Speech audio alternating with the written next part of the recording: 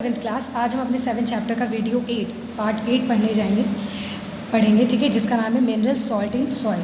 ठीक है, mineral salts in the soil. ठीक है, आखिर कौन से मिनरल्स सॉल्ट पाए जाते हैं सॉइल में। ठीक है, soil contains a variety of inorganic salt such as nitrate, sulphate, phosphorus, carbonates and potassium, magnesium, sodium and iron. ये सारे, ठीक है, जो इनऑर्गेनिक सॉल्ट्स हैं ये एग्जाम्पल्स हैं इनके। ठीक है, ये मिट्टी में पाए जाते हैं। These salts are derived from the parent rock from which the soil is formed. और ये कहाँ से मिलता है? जिस रॉक से मिट्टी बनती है। हमने कहा था, पढ़ चुके हैं हम कि रॉक से ही क्या बनती है? Soil.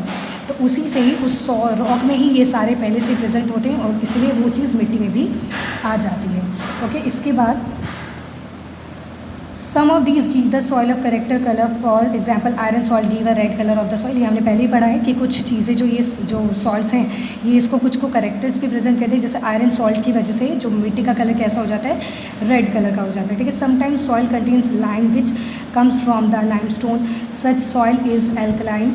These useful for the some plants and it helps in their growth and development. Rainwater is slightly acidic and can make the soil acidic. Some plants grow well in acidic soil. However, most of the plants grow well in a natural soil. ठीक है, तो ये सारा है कि क्यों आखिर जो इम्पॉर्टेंट हो जाता है ये मिनरल्स किस तरीके से हेल्प करते हैं। जैसे कि एसिडिक, कुछ जैसे बारिश होती है तो उसमें हल्का सा एसिडिक होता है पानी में, तो एसिडिक जब मिट्टी में मिलता है तो वो प्लांट के ग्रो करने के लिए हेल्प होता है। ज़्यादा नहीं पर कम होता है तो ये हेल्प करता है। ठीक है, वैसे लाइम्स होते हैं प्रेजेंट लाइमस्टोन के कारण।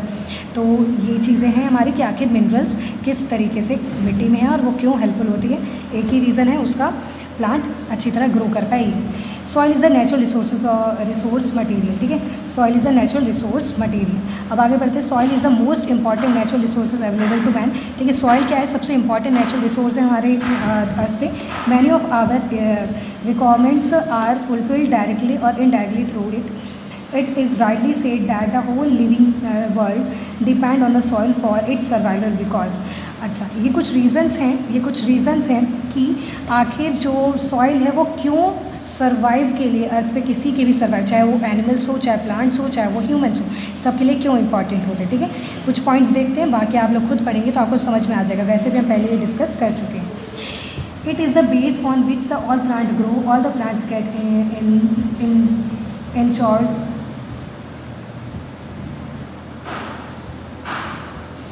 ठीक है, तो ये क्यों हेल्प करता है? ताकि अच्छी तरह क्योंकि सारे के सारे मिनरल्स, वाटर, ये सारे हमें कहाँ से मिलता है? सॉइल से ही मिलता है प्लांट को। ठीक है, अच्छी तरह ग्रो कर पाते हैं, ये हम पहले ही डिस्कस कर चुके हैं। इसके बाद we depend on the soil of food, clothing and shelter. ठीक है, साथ ही साथ डिपेंड किस पे? फूड, जो अनाज वगैरह उगते हैं, क्लोथिंग, ठीक है, शेल्टर, जो आवास मिलता है, ये इसी पे होता है, इसलिए हमारे लिए इंपॉर्टेंट हो जाता है। इसके बाद soil is a natural habitat for the living beings.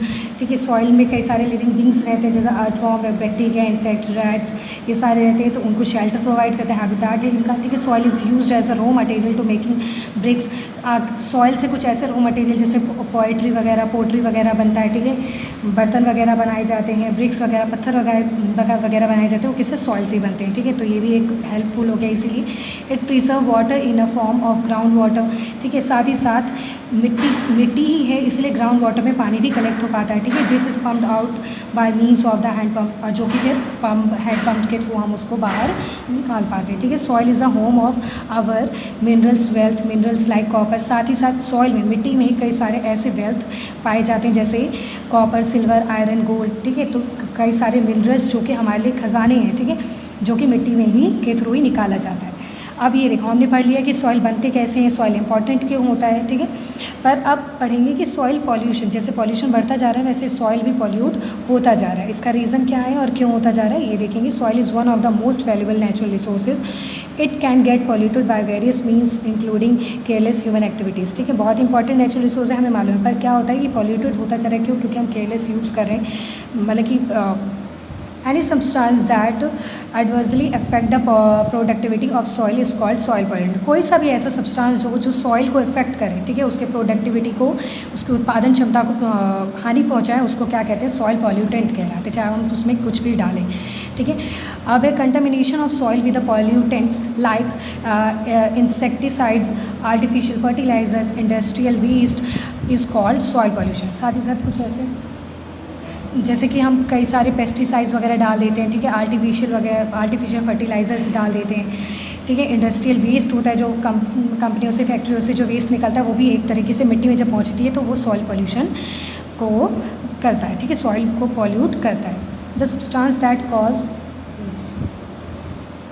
ठीक है, इसी को क्या कहते हैं, सॉइल पोल्यूशन कहलाता है ये। The substance that cause soil pollution are called pollutant. और जिस सब्सटेंस से कोई मिट्टी पॉल्यूट हो रही है उसको क्या कहते हैं, पॉल्यूटेंट कहते हैं, ठीक है।